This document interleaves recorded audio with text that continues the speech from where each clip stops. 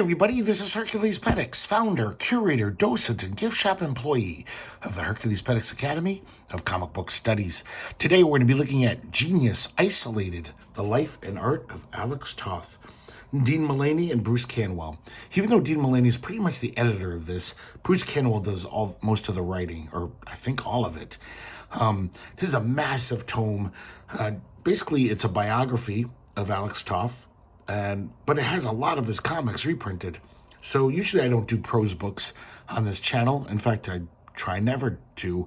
But I think the majority of this, I think I can justify this by, I think it's at least 50% comics. It's a lot of prose, though. Of course, I'll be flipping through that pretty quick because this is a channel about comics. It's just huge, this book. It was hard for me to get this in the frame. That's how fat it is. And really well-made book, though. Very nice. And this is the first of 3 books. The next one was Genius Illustrated, which I'm afraid is the one I really wanted. I think that's the one that just reprints lots of his comics. Sorry, I'm spitting. That's gross. And then there's one Genius Animated, which is about his animation work. I really could care less about that one. But I really need that Genius Illustrated. And after reading this, kind of nice cover here. It's embossed here, this character. It's got texture. Okay. I haven't even tested yet if this fits in the frame when I open it up. I hope it does. Nice little spot illo from Alex Toth's Taps comic, which we saw in Bop #1. His kind of experimental story. Love this 2-page spread of him. This is a great picture. Just looks, man, looks like the old man in the sea or something. Title pages. This is from the Library of American Comics, IDW Publishing. Those guys should be getting grants from the Smithsonian. They're putting out some interesting, great stuff. Love this illustration of Zorro here. And so this is edited and designed by Dean Mullaney. And basically all the text, which is a lot of the book, is Bruce Canwell.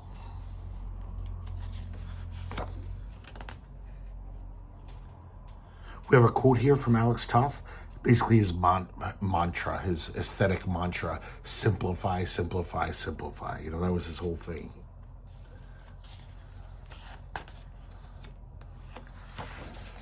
And we have a preface by Dean Mullaney, with just some nice sketches of Alex Toth. The whole thing of Alex Toth about a simplify.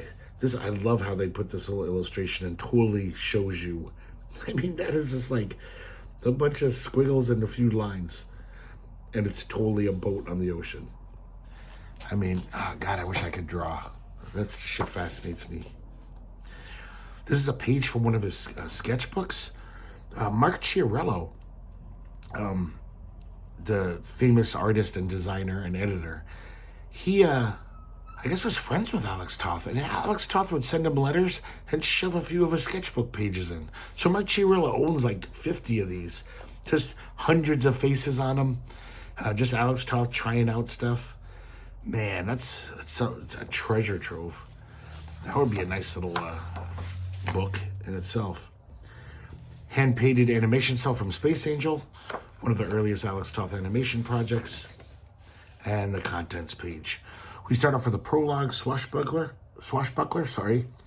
and this is almost like a prose piece depicting young Alex Toth on an average day, a totally imaginative kid who's fueled by the movie serials and comic strips.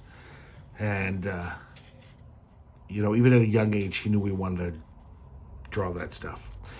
Picture of him and his parents. He was an only child.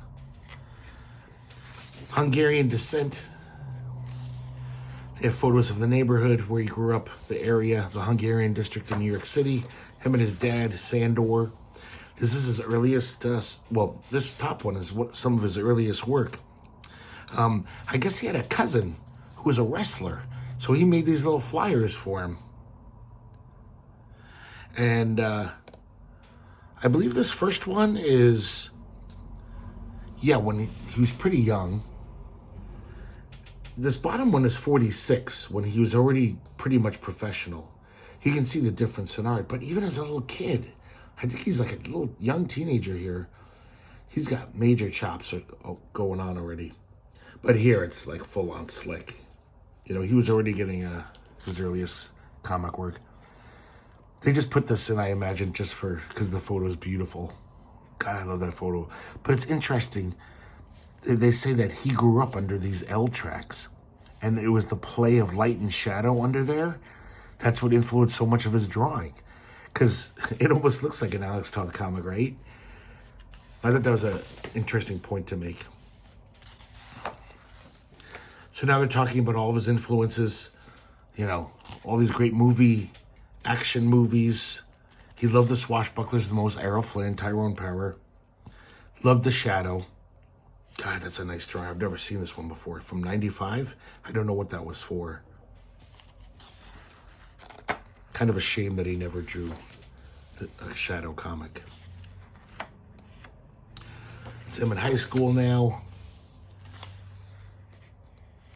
They show a lot of other artists in here showing what Alex Toth was ingesting, if you will, visually.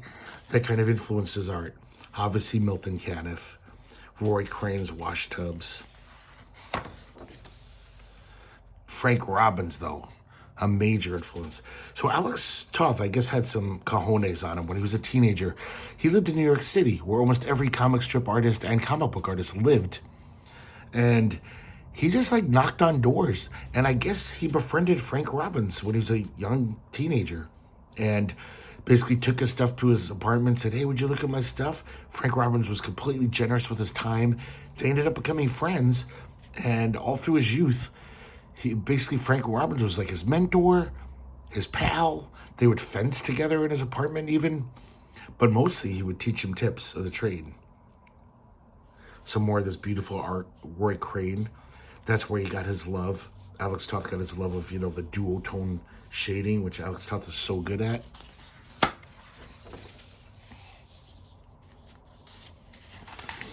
Also, Alfred Andriola, one of the great comic strip artists as well. He was another person where Alex Toth just kind of, you know, barged in on his life and just said, hey, teach me some stuff. And he was also very generous with his time. This is one of his earliest published works in 1946. Prince and the Pauper adaptation. It was like a school thing where the New York City Board of Education put out a book with all their students getting to draw for it. More influences. Film poster artists. You can totally see that here. This was a German guy. Ludwig Holwein. He really influenced him.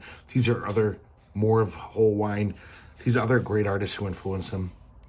They were just very popular illustrators of the time. There's Alex and his mother. He's a grown man now. So now we're getting into his adult life.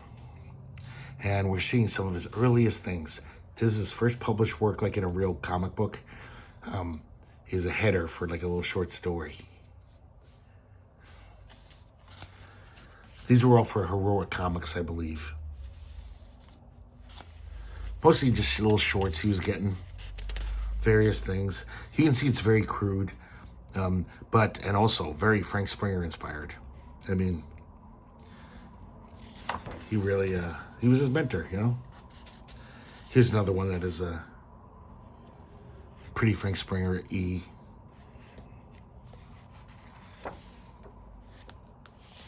Some more stuff. I want to track down this comic, Jukebox. And it was just comics about musical artists of the day.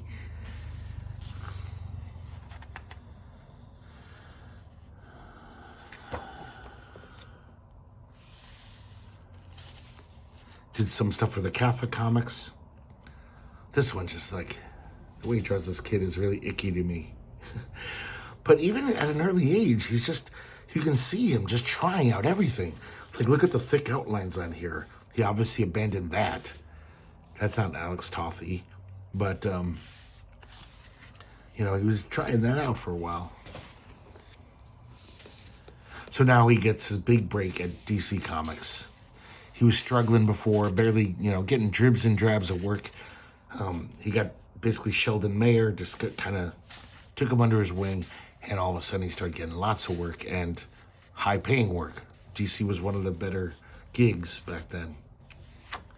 And now we can see at least the earlier Alex Toth mature and come into his own. Lots of covers. You can still see that, you know, he's not quite there yet. But then look at the story from here. This is a Green Lantern story from 49. By 49, he's already drawn these amazing caricatures on faces.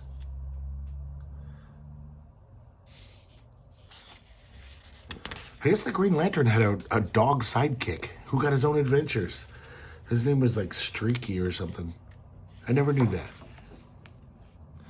More covers. More interiors. And you know, this stuff isn't really like, it's pretty much like your standard Golden Age stuff, a lot of it. But then you got something like this. Look at this. That's Alex Toth, fully formed, with these question marks. I mean, he's already just, by the late 40s, after a year or two of being at DC, he's already really coming into his own. More covers. This is basically a big turning point for him when he started doing Johnny Thunder for All American Western. God, this cover, I've seen that reprinted so many times. That is iconic. Look at that. Amazing that cover is. So good. I forgot to mention, I mean, you've probably noticed, there's so much original art in here. Like, they really spent years tracking down the owners of this original art and getting permission to use it. These are these little one-page, or like poems that were in DC Romance comics. They were in black and white. I assume they were in the inside front cover or something. And, man, look at Alex Toth going to town with his illustration chops. You know, doing stuff like using all these different techniques and shades, because it was black and white, so he could. It wouldn't be obliterated by the newsprint. Still, I wouldn't even think that was Alex Toth. It's just nice illustrative art.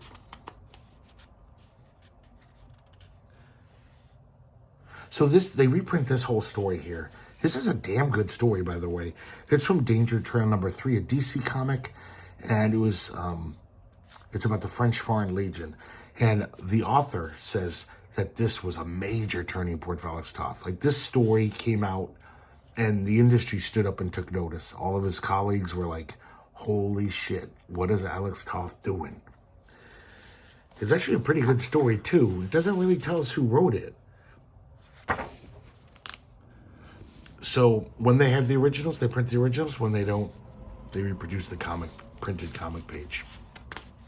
And this is basically about this guy joins the French Foreign Legion, becomes the flag bearer. And during a battle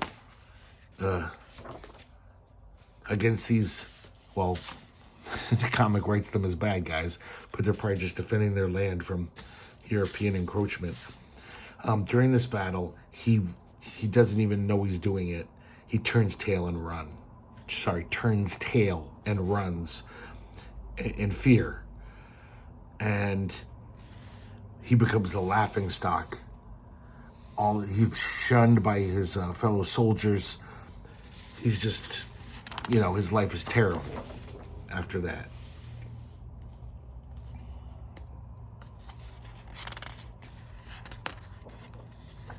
So basically, the Legionnaires go off, and they get caught in this huge. They're about to be caught in this huge ambush.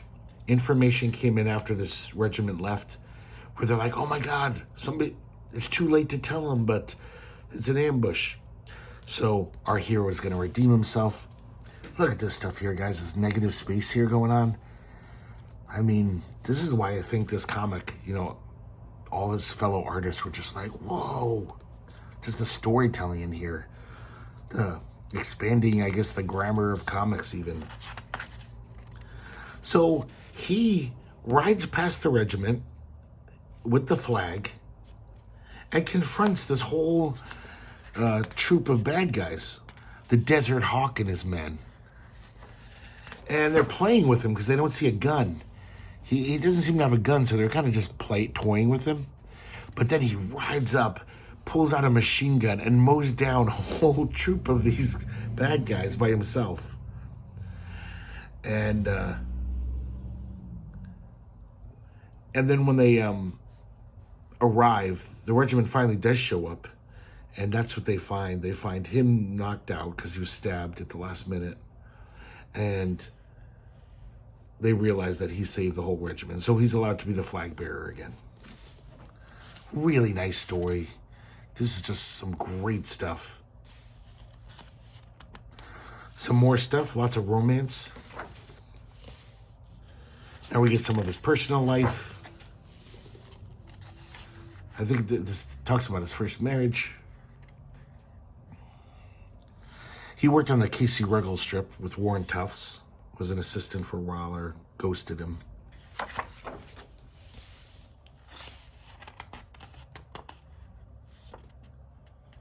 More DC covers.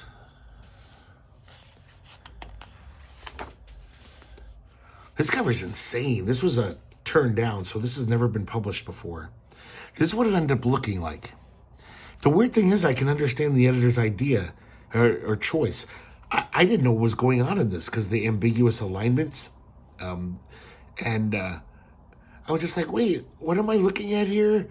Is this part of him? Oh, no, that's behind him. But suffice to say, having said that, this is so amazing. And I think this was a way better cover because it would have made kids pick this up and be like, what the fuck's going on here? So as you can see, it's just a different angle. You can see all the creatures, but more clear, I guess, if you will. But that is amazing.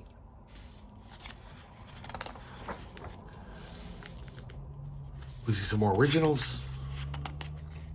It's really nice, you know, we get to see his little sketches and notes on the bottom.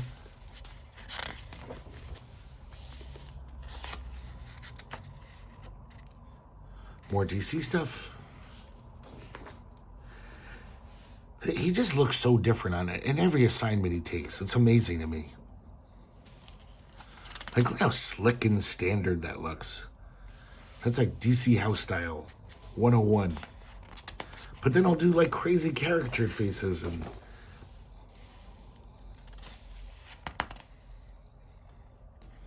so he did it basically around this time. He's doing lots of westerns, lots of romance for DC. Superheroes are pretty much done, and he's all too happy with that. He never liked drawing superheroes that much. So now we also get a full story, one of 3 EC stories he did. As you can imagine, he didn't get along with Harvey Kurtzman. Both of them were very bullheaded about their ideas about what comics should be.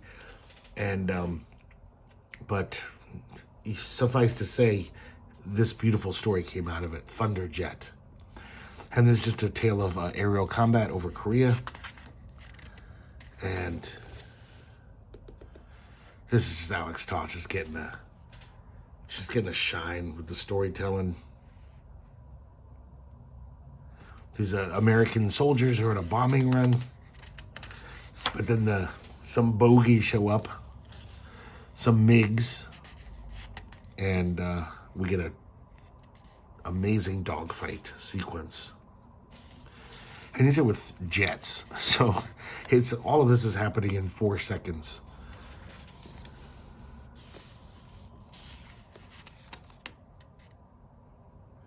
Man, look at that. Who does that remind you of, guys? That is Howard Chaykin. Early 74, 75 Howard Chaykin. Totally. With that eyebrow. So the story isn't much. It just, talks about this dogfight. But of course it's written well by Harvey Kurtzman. Good prose, good captions.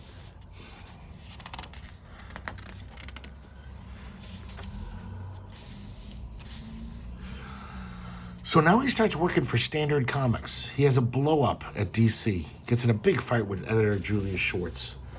And even though he was the #1 artist in their stable, he just couldn't control his temper. Alex Toth sounds like a very cantankerous man. And we even see a comic book adaptation of that confrontation. over the years, it's been, like telephone lined, where people are like, yeah, Alex Toth pushed Julia Schwartz out a window, or almost did. But apparently that's not the truth. They just got enough argument. But the interesting thing about Standard is the art director there is this guy named Mike Pepe.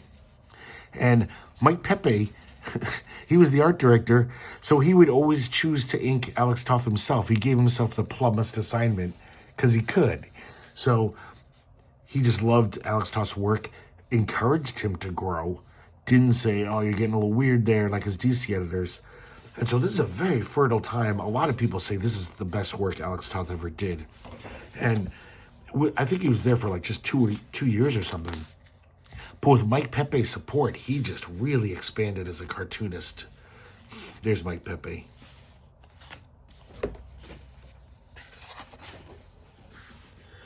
So now we're treated to lots of examples of his standard work. He did science fiction, he did war, he did everything. Romance. Look how clean this is and stylized. This is nice stuff. I wish I just had the whole stories. More covers of his. I love this, just getting to see the back of one of his art pages with, he's testing out pens, writing little things, notes to himself. But it almost looks like some beautiful abstract art or something. God, his ink line is so good. So now we have, they're going to show us some of the standard stories. Unknown. And look at this great aviation art. So it's World War I. And this has never been printed before. As you can tell, it was never finished. Some of these panels are uninked, but it's almost better this way, like seeing, oh, this is what the pencils look like. And then when he partially inks them, I can't believe nobody ever printed this. Apparently, Alex Toth gave these pages away to someone, maybe a fan or a colleague, and they were just sitting in someone's drawer for decades. But this is invaluable stuff. Kind of interesting. It's a World War I aerial combat tale, but then a UFO shows up. And for some reason, the UFO kills his enemy, this German pilot's enemies. I don't know why this UFO is picking sides in World War I. And then at the end of the story, it picks him up. He goes into the spaceship and the door closes. And we'll probably never see him again. But man, somebody should ink this. I don't think anyone can ink it right, though.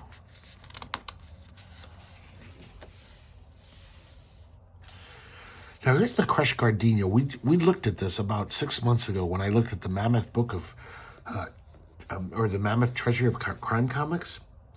But apparently this is another story that was almost like a signal to the world that, oh, Alex Toth is evolving again. He did it again. Though, to be honest, I don't see why this is so revolutionary. It's damn good. But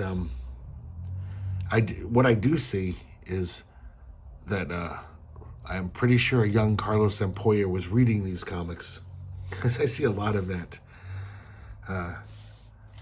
I mean, it's not as abstract as Sampoya's art, but that's where he got it from.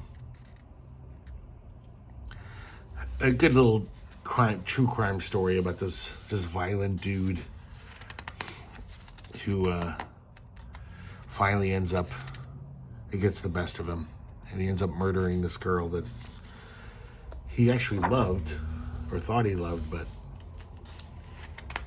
he just, he's an emotional cripple. He's a weird dude. If you want to read more about this story, or view more, you can watch that video. I'm just too lazy, and this is a fat book. I got to get through it. More originals.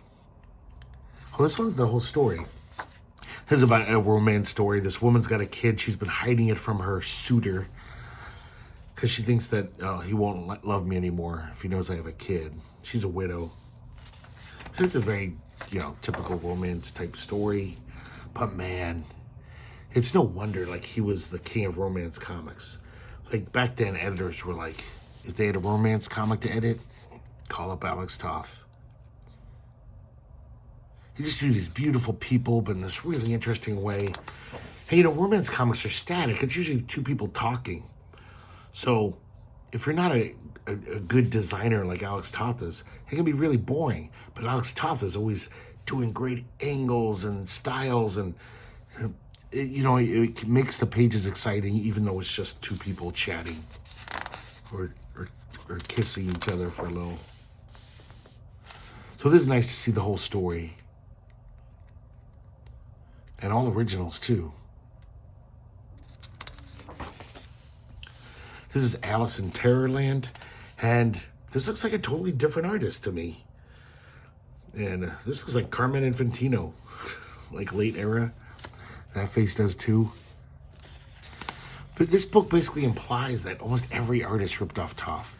Toth was like the Neil Adams of his day. People were reading this stuff, and just all the other cartoonists were like, oh, I'm taking that. That's a good idea. I'm stealing that. This has got so many great panels in it, though. I love that caricatured face of the Mad Hatter. A really incredibly dumb story where aliens have basically taken on the appearance of these Alice in Wonderland dolls. And this father brings them home to his daughter, and they basically wake up and say, we're here to conquer Earth. It's so, I don't get it at all. It's pretty dopey. This is like just weird faces here and there. And now look at this. It's so different. So this is another, we're still in the standard era. And all of these are inked by Mike Pepe. Mike Pepe greedily took all the inking of Alex Toth into his own hands. Here's a good one, Spain. There's a bullfighter.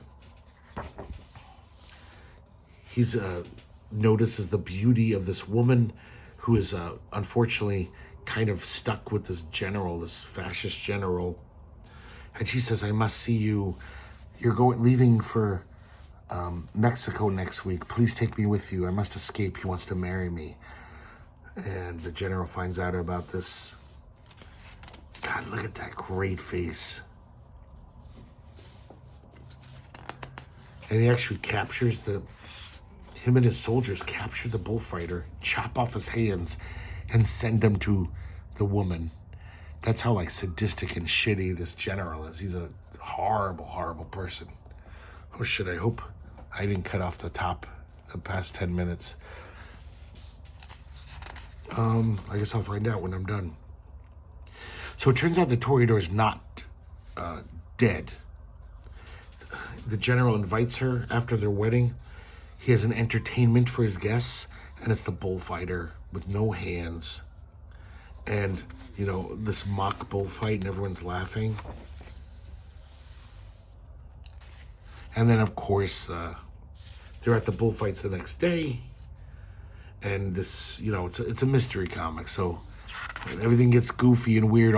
Everyone's gone from the stadium, and he finds himself in the middle of the ring, all by himself, with the bullfighter just sitting in the stands watching him. And this bull bears down on him. And look at this, guys. This is Alex Toth. So Alex Toth. So even back then in the 50s, he was doing stuff like that with the lettering. Of course, they find the general in bed the next day. Oh my God, it looks as if he's been gored by a bull. How could this happen? So it's not a great story, but a romance story, complete. Look how beautifully he drew women.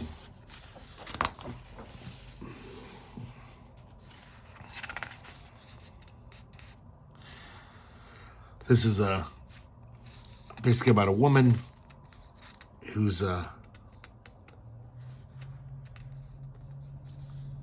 she's in love with two different guys. Sorry, I'm not gonna get into the plot too much. It's a typical romance comic, but look how it's told. Look how it's drawn.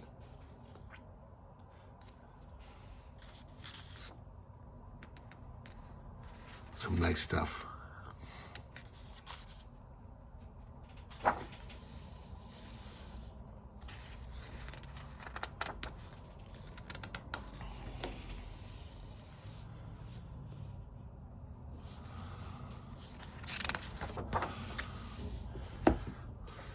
God, that's gorgeous.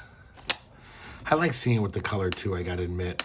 It's interesting seeing the originals, but you know, I think I've said this before. To me, comics, like classic comics, I want to read them in color. It's the way they were made. This one's called Grip on Life. Even though I just said that, this looks so good in black and white. Maybe I should just shut my mouth.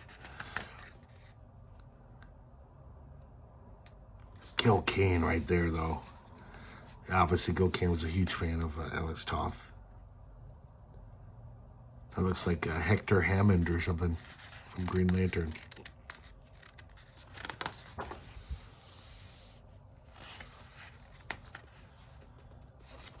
Pretty great last panel there. So this is a horror story, as you can tell. This next one's called Murder Mansion. Another tale of mystery from Standard. And there's this criminal couple. They've already killed the guy. They're holding up in this mansion. They know the guy's out of town. Some old brownstone in the village. And this demon pops up. They summon a demon. It gives them their heart's desires. It's almost like a genie. But then all these other little monsters appear. And they're the demon's pets. And they find out pretty soon that they're not the masters of this demon. They're his servants. This is some of the stuff where, like, you know, Alex Toth is always changing. Like, this to me doesn't look that good. It's just kind of, it's like a Dell comic or something. Where, yeah, it's sharp. But it's just got that slick, like a lot of guys in this, you know, in their old age started drawing like this. Like, if you look at old stuff by, like, you know, all those Johnny Craig, he was still doing stuff in the early 80s. And it was pretty sad and kind of lifeless like this. Oh, look, it's got one of these guys, a ribbon. That's how fancy this book is. But then I love a little face like that. So it just bounces back and forth. I think it's just Alex Toth was restless. And he kept wanting to try stuff. Yeah, this story's pretty dopey. And basically at the end, the demon has him trapped in his cellar. And obviously he's going to be eaten by his pets. So it doesn't end well.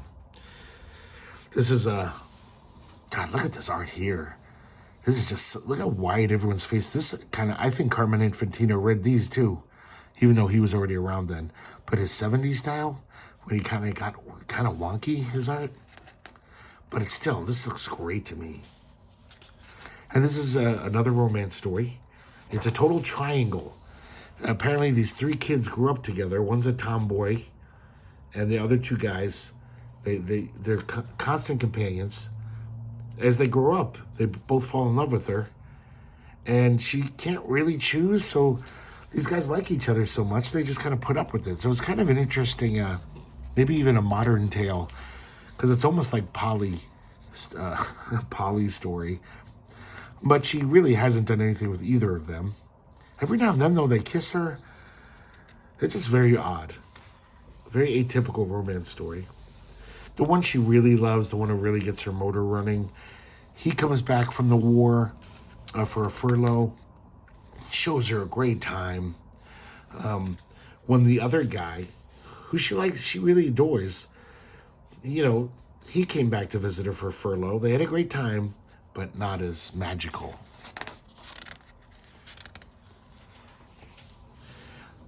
Her and the other guy get married. There's a horrible car accident. He barely has a scratch, and she is scarred for life. Even after the plastic surgery, she has all these scars and wrinkles. So she's not the gorgeous woman she once was. And her husband, I'm sorry, they weren't married yet, guys. He was good. He was the fiance. all of a sudden he's like, yeah, maybe I'd be a pretty poor marriage risk now with the war going on. Maybe we should postpone the wedding. And she realizes that, oh, that fucker. But then she keeps getting notes from the other guy. And it turns out, God, some of these panels, just amazing. So she ends up doing volunteer work at the hospital. And who should she run into but Paul, the other guy. He's been blinded in the war. They rekindle their feelings for each other. But it's basically, that whole situation. He's blind, so he can't see her. And then he gets an operation. And she finds herself almost praying that it doesn't work. Because if he's not blind anymore, he's going to ditch her. But he's not like the other guy. And he says, I don't care what you look like. You're beautiful because you're you. You're the most beautiful girl on earth to me. So kind of a sweet ending. But then once again, that's such a cheesy, bland, I don't know, yeah. But then there's so many other panels that make up for it. Here we have the Phantom Ship, another mystery story. There's some nice looking stuff. This one's kind of scary just because these big rats and the way Alex Toth draws them. He's like, God, this story's been told 1,000 times. These two guys get a treasure map. They kill the old guy who owns it. They're greedy fuckers. Even though there's a curse on this place, they go somewhere in the jungle. They find this lost temple. And the goddess Circe is there. Or actually, she's a demigod. The one from from the Odyssey. The one who changes Ulysses' men into pigs, So I guess she still likes to do that shit. So she says, the Phantom Ship will arrive tonight. Under a full moon, that's the only time you can get on it, and that's where you'll find the treasure. So they find the treasure, and then all of a sudden these giant rats start attacking them. It just draws them so repulsively. Look at this interesting panelology here. Kind of doing that, breaking up a moment into panels. I wonder who was the first guy who did that. I don't think at this time it was very prevalent at all. And so the big irony is like they're going to get killed by the rats anyway. And then Circe shows up and she turns them into rats. And now they're going to guard the ship for all eternity. So... And look at this, how odd that looks. This is very primitive looking art there. Now we have images of sand. Look how different this style is from the story we just read. Same inker. I think even the same year this came out. This looks amazing to me. This little scratchy, wispy style.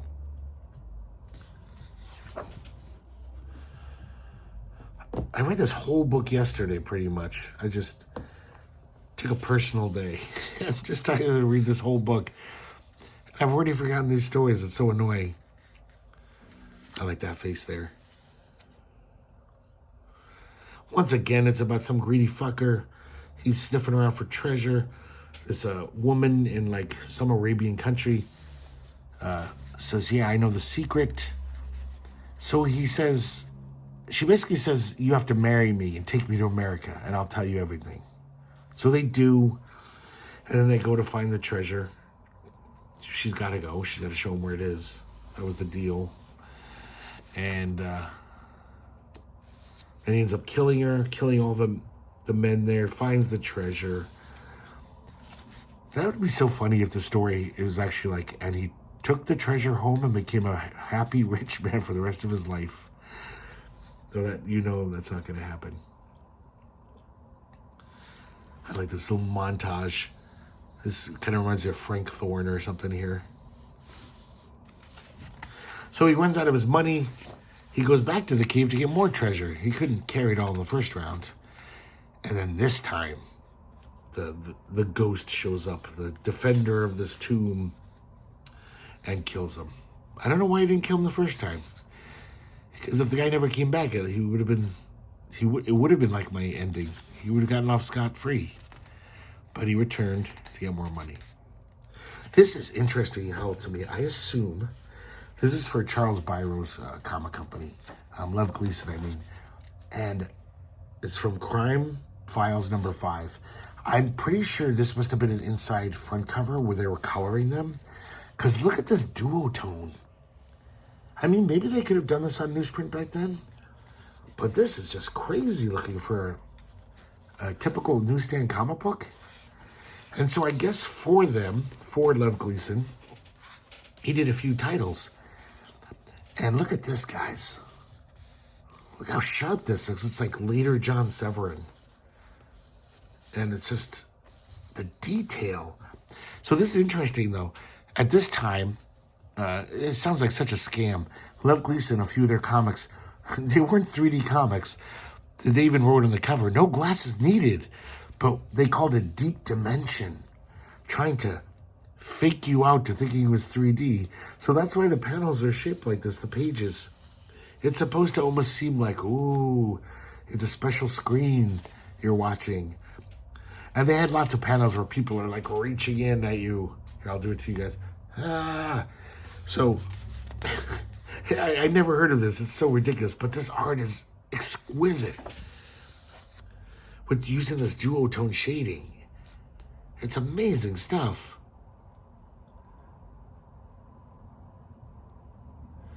The one thing, I guess once Alex Toth almost, he didn't cry, but he was really hurt. Someone made fun of his banana fingers. And it's the one thing you notice as you read these. Sometimes Alex Toth will have hands that are really, I guess, expressionistic, you could say.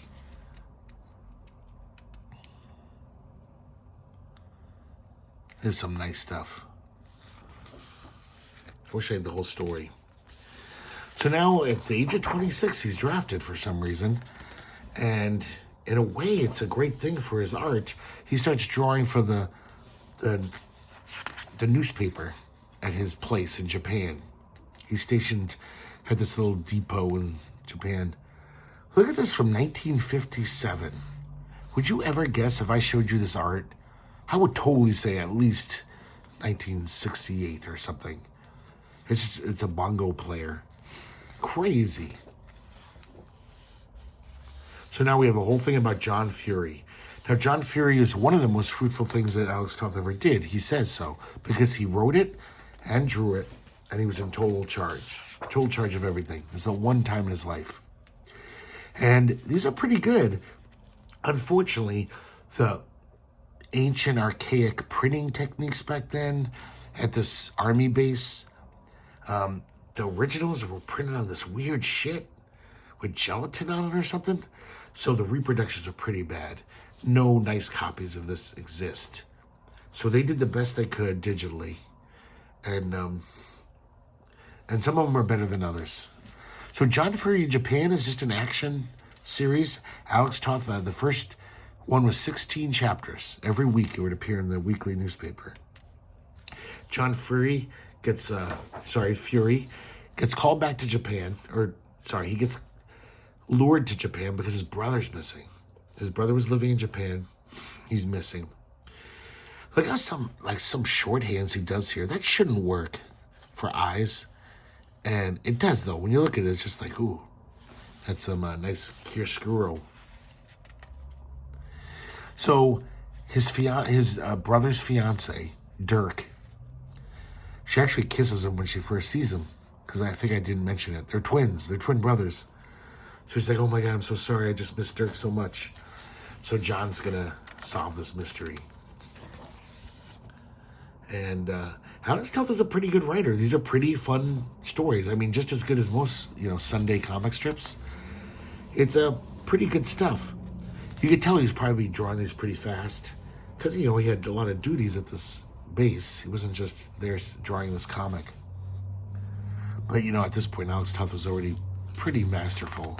So, he knew how to do those shortcuts.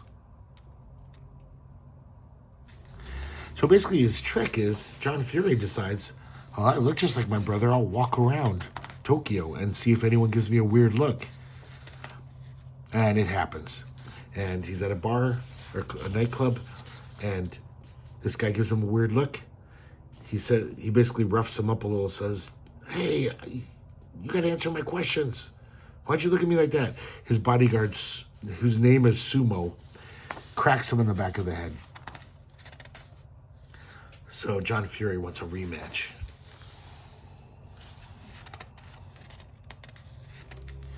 There's a pretty good tough guy dialogue in here, too. I mean, you can tell Alex Toth isn't much of a writer. I mean, as far as he hasn't done much of it. There's some clunky lines. Sometimes he lets a word balloon, like, just go on and on. But it's not bad. Once again, this quick drawing. I see so much Gil Kane in here. It's kind of uncanny. So he goes back to the office of this fat guy and fatter guy, the Sumo, his bodyguard. And he beats the shit out of the Sumo. The evil guy, Crag, he's an importer. Apparently he hired Dirk Fury before he disappeared. So he's the main lead. He's got a gun on John the whole time, though. He says, even if you beat up my bodyguard, I'm going to shoot you as soon as you're done. So John Fury basically says, "Hey, just tell me if my brother's alive and where he's at." And he says, since you're going to die anyway, I don't care. And he says, "Listen, let's make a deal. Take me to him, and you'll get no more roughhousing from me." And I don't kind of get that. The Crag's just like, "Okay, yeah, I'll kill you both together." See, look at these pages, guys. You'd think an artist wouldn't do this. As a writer, he's just crowding out the artwork here with his voluminous balloons. So they take him to this airfield. He sees Dirk, and Dirk is not looking good. It looks like he's been starved to death for like months. So John frees him, and Crag tries to take off on a plane. John Fury rams it with the car, and the plane explodes. So he kills Crag. Then the cops show up, Japanese police, and rescue both of them. And now they're in the hospital. And it's pretty much the happy ending to this adventure. Just loving this stuff. Just the simple. I mean, this is, as a non-artist, how do you do that? How do you make that lump of black look exactly like someone's eyebrow and an eye? So I don't get it. Whenever I used to try to do that stuff like that, it would never look right. I'd be like, "Oh, that just looks like a blob." So they get his brother and his fiance get married, and it's a very happy ending. So Alex Toth does add a little pathos. John starts reflecting on his life, how he's been alone. He's never really had anyone, and maybe that's not a good thing. We have a little page where it's just kind of Alex Toth telling the reader, like, "Hey, we're going to take a month break, but we'll be back with more adventures of John Fury." Just seeing that beautiful Alex Toth lettering is always nice. So this is the new adventures of John Fury, and this introduces his character, the Fox, who Alex Toth would come back to many times and in many iterations. Usually just as like a popping up as a pinup here and there. He didn't really do many stories of the Fox, unfortunately. So he's back in America, John is. He's I guess he owns like a publishing company, so he's always hobnobbing with stars and stuff and rich people. The Fox shows up. God, look at that prototypical Toth type stuff. That's sparse. The Fox shows up at John Fury's house one night, says, "Hey, that swank party you're invited to tomorrow night, if you go, you're going to die. There's 3 hitmen then there. Each of them is going to kill you." This story really seems like, Alex Toth is writing it on the cuff, because it just takes these weird, odd twists and turns. Of course, John Fury says, "Well, the only way to really find out is I'm going to that party." And the Fox is like, "You're crazy, man." So then the Fox calls him up after 2 episodes and says, "Wait, actually, they're going to kill you tonight, the night before the party. So be careful on your way home." So this is kind of a weird little turn of events. A car tries to run him off the road, tries to kill him. It's one of the killers, obviously. And John Fury relies on his better handling of his fancier car and kind of tricks the guy to fall off this cliff. Look at this guy. Just the way he draws these leaves here with the dabbled ink. That looks really good. That Alex Toth sound effect lettering is so good. So he gets weird. I guess one assassin checked off. The car blows up so he can't get any information. When he gets home, there's another killer waiting for him.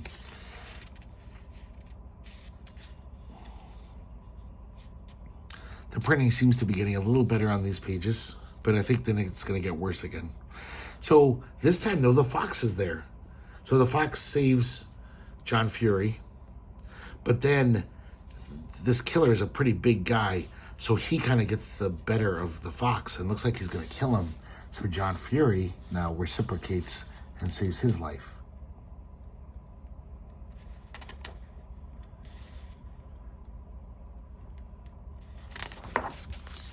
Sorry, I'm kind of getting lost in this drawing. Something about it, the sparseness of it, like he's drawn this fast. It almost makes it better. It has this real kineticness to it. So, the night of the big party, there's still one killer left.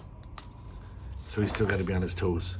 Strangely enough, he takes his kind of secretary, who it seems like there's a romantic thing being nurtured there. But he's like, oh, I'm going to be the target of assassination tonight. I'm going to take the person I like more than anyone else in the world, who'll be standing right next to me, possibly get a bullet. So he kind of goes away from the main party where it's quieter. And once again, the fox saved his ass. He came up behind the killer when he was about to shoot John and put a gun in his back. It's a waiter from the place. But then somebody shoots the waiter when he's about to say who hired him. And both the fox and John Fury are pinned down. And it turns out it's this guy, Kendall Moore. And he's an insurance agent. And they find there's 3 life insurance policies made out in John Fury's name with double indemnity clauses. And the recipient is his secretary. So it turns out she was the mastermind of this whole plot. Quite a surprise, because you never even guessed it. Here's where the art gets really bad again.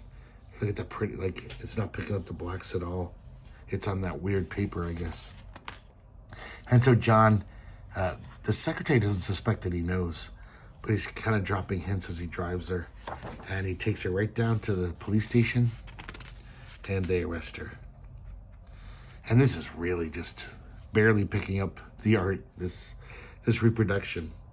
But what you can see looks so good. Here's another one of those cutesy pages telling the readers that John Fury will be back. Here's another one. Look at how beautiful this is. And now, unfortunately, John Fury returns. I don't know why this happened. Alex Toth's beautiful lettering is replaced with typeset. And this, I was so annoyed. It's amazing how something like this can ruin a comic. So this is weird. Now we just kind of, is John Fury sitting in his house thinking about his origin, basically. How him and Dirk, they were Apache. Their parents died when they were very young. And his grandfather adopted them so he could teach them the old ways, Man, look at this. I don't know if it's the bad reproduction or that's how Alex Toth meant it to be. But this is like, I don't know, Lorenzo Matodi or some. That's probably a bad example. It just looks like very modern, this art. Very post-60s. Alex Toth is just doing everything. He's just trying everything. But who knows? That could have just been a trick of the bad reproduction. And, so the 2 brothers grow up together. They both get the aviation bug. They both want to fly. But John, not as much. So John gets into, publishing. And Dirk becomes a pilot. They both served during the war.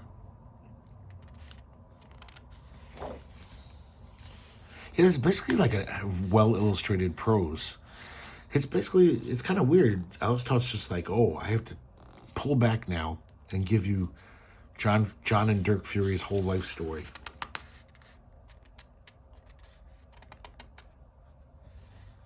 So now we come up to the present, kind of. He's done thinking about his life. He arrives in Mexico City. This woman jumps out of nowhere and says, oh, my husband. He's like, what are you talking about? You're crazy. And then she shows him the marriage license, and his name's on it. So he's like, what the hell's going on? And it turns out it's all a prank of his friend, Jack Mendelson, who, strangely enough, is a real cartoonist. He put his friend Jack Mendelson in the story. We just looked at one of Jack Mendelson's comic, that Jackie's Diary. That's him. And kind of funny that it's just the same. I think it's the same exact spelling, too. So he heads back home. Oh, and that's the end of it. And once again, we have a melancholy sense of John being like, yeah, I wish I could stay. Maybe this woman could be something to me, because she's really great. But he sadly just goes home to his responsibilities and his business. I love this design layout here. Look how designy this is. The panels. This is More Than a Wife. This is an Atlas story, probably written by Stan Lee.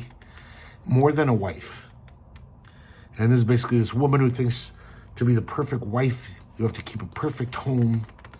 So when her husband wants to go out sometimes, she's like, oh no, honey, I have to polish the silver tonight. And she doesn't seem to quite get that her husband's getting more and more peeved that his wife won't leave the house. And he's like, I didn't want a maid. I wanted a companion. So they talk it over, because it looks like they're on the rocks. And she realizes how wrong she was, because in most of these romance stories, women are wrong, and they should listen to men. And so now they have a great life doing things together.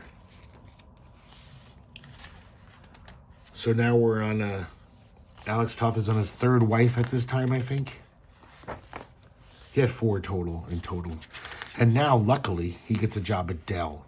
Because in 1957, there was barely any work when he was done with his military stint.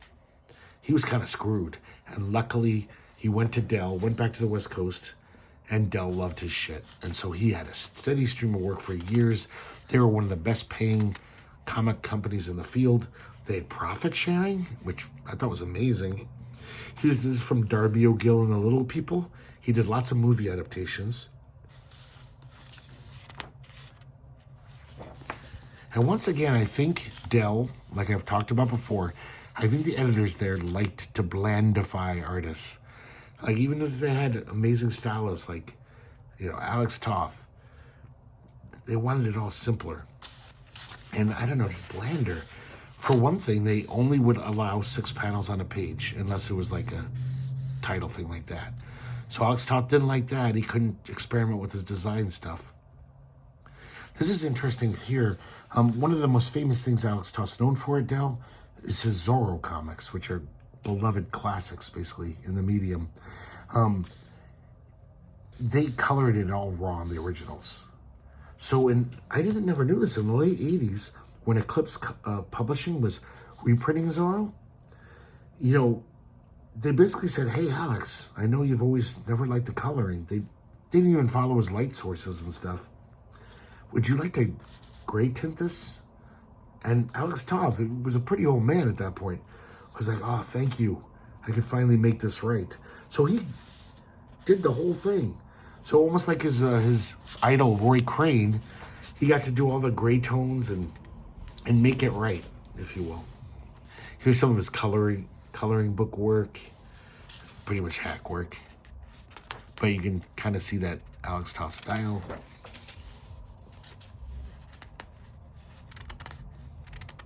So these are lots of sample pages of various movie adaptations. He did lots of those for Dell. Really goofily drawn dinosaur, I gotta say, though. It just looks like a guy in a rubber suit. Like in those movies that couldn't afford to have good special effects. There. Rawr. You can even see the wrinkles of the suit. This is Paul Revere's Ride. He did everything for Dell. You know, Westerns, all these goofies. Like, he did the Danny Thomas Show, that's dumb sitcom. He did those comics. Yeah, you can see just the dynamic layouts of Alex Toth, but it does seem like the art is simplified and maybe blandified. It just doesn't look as good as like the stuff he was doing for Standard just a few years earlier. They reproduce a whole Zorro story, which is a treat. And this is with those gray tones that Alex Toth added. 1988 it was. And if you've ever read Zorro, it's a typical story. The mean general, whatever his name is, he's been trying to get Zorro forever. But he has a false lead. He thinks that this guy, Ignacio Torres, could be Zorro. He's wrong, and we all know that. Because we know that Don Diego is. This is some sharp looking stuff though. Man, look at this. All the different techniques he's using to get these effects for the foliage. It's really nice. But yet it still does seem to be very simplified. It almost looks like animation storyboards where it's just like, you know, make it easy to draw.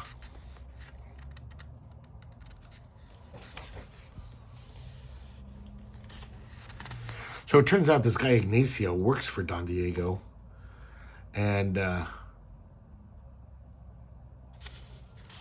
they make him put on a Zorro suit and says, look, it fits you perfectly. You look just like Zorro. It's you. They're convinced. He has an alibi, but he doesn't want to besmirch this woman's, her honor. I guess he was fooling around with this woman the night before, but he won't admit it to them. But when they show up at the woman's house, and she says, no, he was with me. But he doesn't know who to believe, even though it's pretty obvious that he was, and he just didn't want to, he lied earlier. So finally, it looks like he's going to kill Ignacio, and the real Zorro shows up to rescue him. God, just these, I don't know, the way he draws Zorro is so great.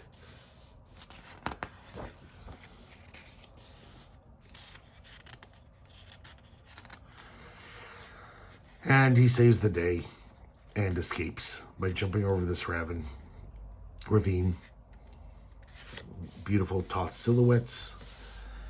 He's so good at using silhouettes. And basically the same Zorro story that they wrote 50 times. Oh God, this is terrible. 77 Sunset Strip, Safari in Troublesville. And I guess Toth did a bunch of these. And to me, see, this to me is just like hack work. And it's ugly looking. I never saw the show, strangely enough. I've always heard about Kooky, Lend Me Your Comb. And he was a character named Kooky in it. But if this comic is any indicator, I haven't missed much. This just looks really like rushed and like Alex Toth didn't give a shit. Oh, look how Romita that looks. That's fucking Gwen Stacy right there. Romita actually is quoted in this book as saying, yeah, when he did romance comics, he just ripped off Alex Toth left and right. He's not shy about it.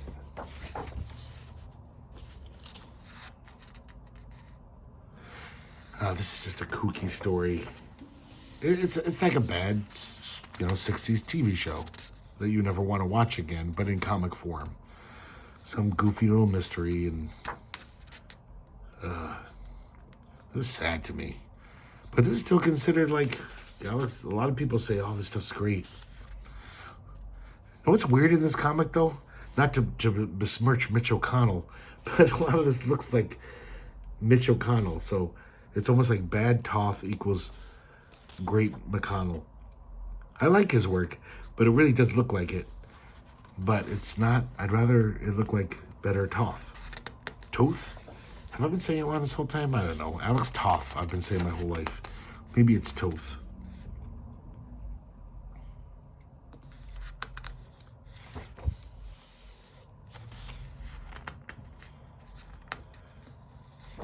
So I'll just let you guys look at this art.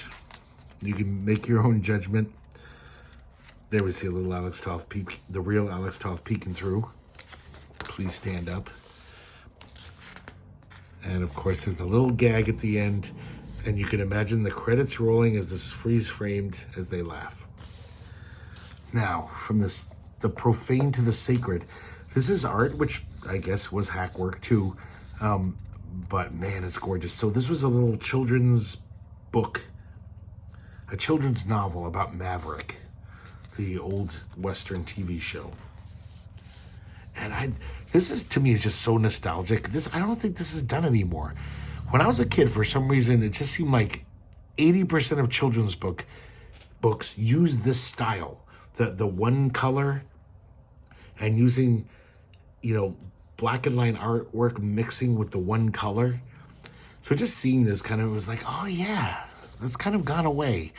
But this was the thing back in the 60s and 70s, probably 50s too. And this is just beautiful Alex Toth art. Look, I'm already saying Toth. I'm gonna try to change it. And look at that beautiful horse there. You barely notice it in the background. But these are really lovely illustrations.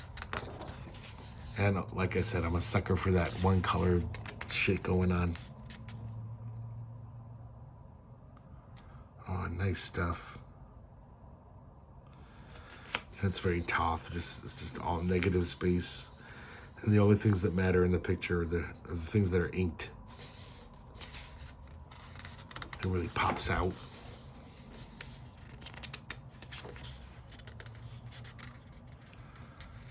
Oh man, this is nice. So now we're getting up to the late 50s here, early 60s. He actually went back to DC. I guess the feud was 10 years old between him and Julius Schwartz, and I guess Julius Schwartz or i.e. Alex Toth. Sorry, I didn't mean i.e. I mean, or vice versa, Alex Toth forgave the other. He also did some daily strips for Roy Rogers. He ghosted for Mike Aarons. Nothing really special there. And then we see him dipping his toes into the animation field. Storyboards for Space Angel, or production drawings. Never seen that show. I don't think I want to either. It looks pretty shitty. And the one thing I didn't even mention about this prose matter, he talks to a lot of the family, almost all the children, one of the ex-wives, and you really get, it's a good biography. Because this guy was a problematic guy, Alex Toth. He's burned a lot of bridges. There's one story in here to show what basically, let's be frank, what a dick he could be. Someone sent him a package. I guess his kids were playing around before he sealed it up, and they threw some pennies in the box. So he sent it to Alex Toth. Alex Toth sent him a note back that said, I don't accept charity, or I don't need charity. Obviously, anyone could have figured out that, like, oh, there's a few pennies in here. I don't think he really meant to send me 7 pennies as charity. The guy tried to explain. Alex Toth never talked to him again after that. He wouldn't let him explain. It's just like, he sounds like a fucking moron, to be honest, like, at least on an emotional level, that he would cut off a great friend for a total misunderstanding that he basically made up in his head. Here's the other 2 books in the series. That's the next one, and then the animated one. And here's a very heavily researched timeline of all of his appearances in comics. But you get another example. Look at this. So different than anything we've seen in this book. Completely, highly illustrative, beautiful art. And I'm sure you just got tired of this style. Next issue, he's probably like, I'm going to do this now. But I wouldn't mind this Alex Toth to pop up for 50 comics, 150 comics. But, of course, it's not as interesting as his fully designy style, but it's damn good stuff. So there's covers, more of the covers, splash pages. It's a kind of grisly one.